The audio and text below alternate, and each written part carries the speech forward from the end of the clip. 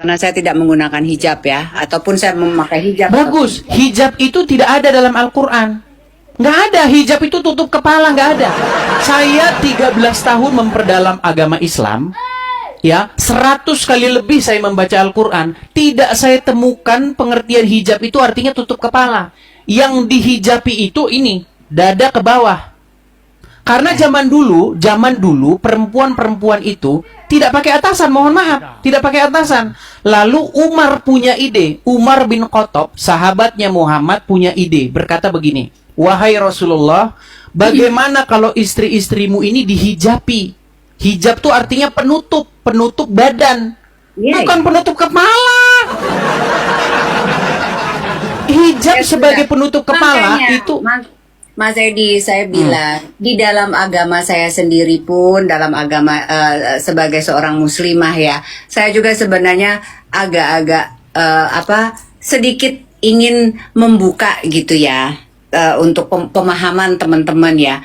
Ternyata di dalam muslim sendiri saling menjatuhkan dengan hijab itu sendiri pun itu juga luar biasa pressure-nya, tekanannya gitu ya, karena saya juga terkadang menggunakan kerudung ataupun kadang tidak gitu kan. Ini apa toh? Apa iki? Gip itu, gip. Gip, oh kemasnya.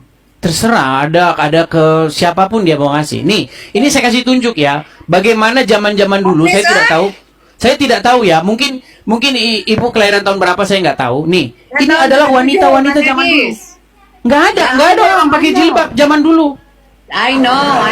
Nih, apakah gini? Menjadi pertanyaan begini, apakah dulu orang Islam tidak pernah baca Quran? Ini wanita-wanita Indonesia zaman dulu, tahun 90-an. Nggak ada orang pakai jilbab. Nggak ada. Bahkan zaman dulu saya masih ingat, zaman saya masih SD, masih kecil. Kalau ada orang pakai jilbab, kami kira itu kuping besar sebelah. Zaman saya masih kecil, ngelihat orang berjilbab itu, kami merasa heran. Kenapa itu kepala ditutup-tutupin? Karena kami pikir dulu, telinganya itu entah sompal, entah gimana.